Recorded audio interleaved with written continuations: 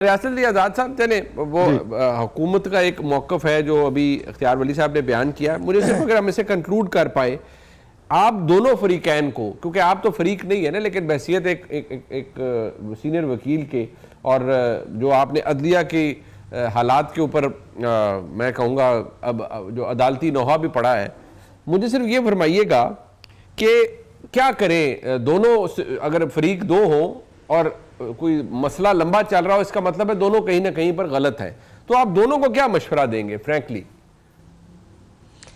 میں منیب بھائی دو باتوں کا جواب پہلے دینا چاہوں گا, پھر آخر پہ میں اس پہ بات کروں گا. میرے اختیار ولی صاحب, میرے بھائی, میرے بہت پیارے عزیز دوست جو فرما رہے تھے, مجھے بتائیں کہ جب یوسف رضا گیلانی کو ڈسکوالیفائی کیا گیا تھا تو میاں نواز شریف صاحب نے تقریر کی تھی نا کہ یہ جنگل کا قانون نہیں ہے, سٹیپ ڈاؤن کریں. ایک کون کیا تھا کالا کوٹ پہن کے؟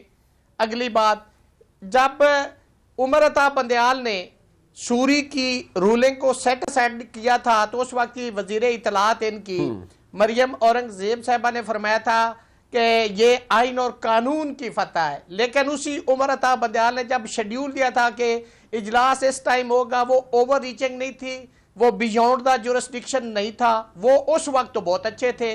پھر وہی عمر عطا بندیال کے خلاف مسلم لیگ نون نے سپریم کورٹ کے باہر بینر لگا کے اس کی تصویر کے اوپر جوتے بھی مارے.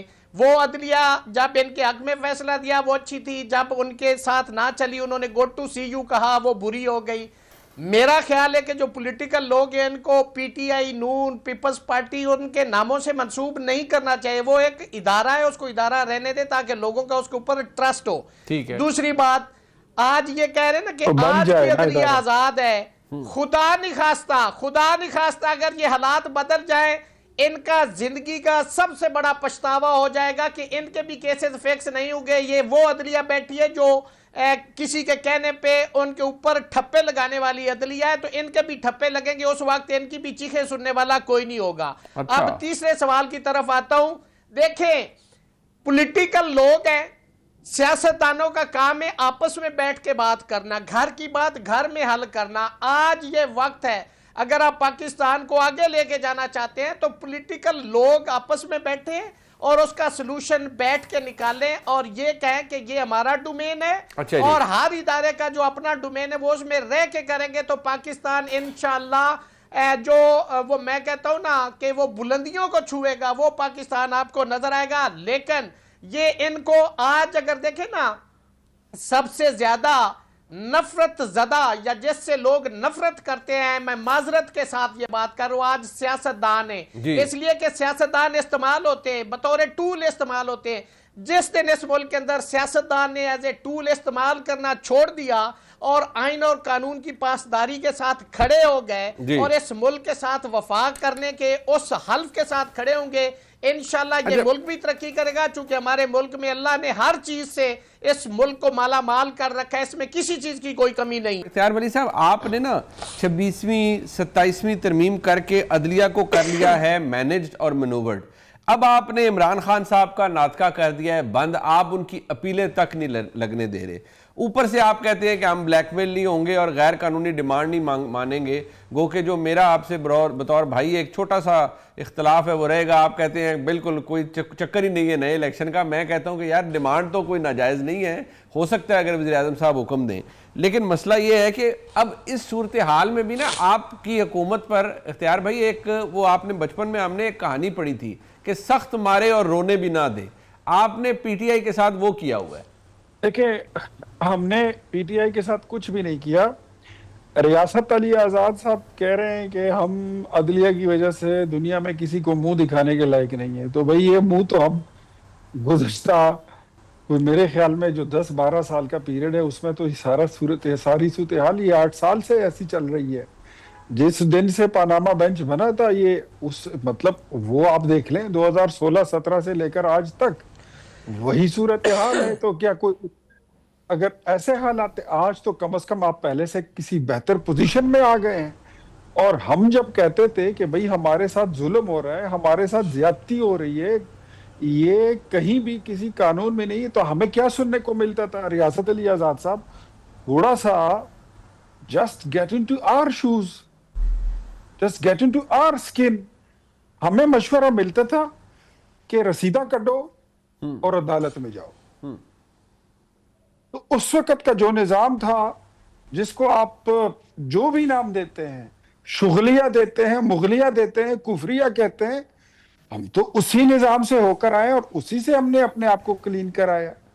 اب یہ والا جو نظام ہے, یہ 26ویں 27ویں آئینی ترمیم میں میرے خیال میں اس میں تو اور کچھ نہیں ہوا, لیکن جو کم از کم ایک چھاننی ضرور ہوئی ہے. جو پرو پی ٹی آئی ججز تھے, جو لا کی بجائے مدر ان لا کی فرمائشوں پر فیصلے کرتے تھے, جو کیس کو دیکھتے ہوئے نہیں بلکہ فیس کو دیکھتے ہوئے فیصلے کرتے تھے, جنہوں نے ایک نیلام لگا دی تھی. وہ ٹرکوں والی سرکار کا ذکر آپ نہیں کر رہے, جی حالانکہ آپ آزاد بھی ہیں اور آپ ریاست بھی ہیں. جی ریاست بھی ہو اور آزاد بھی ہو, اور آپ آدھی بات کریں گے تو مجھے تو پھر گلہ ہوگا.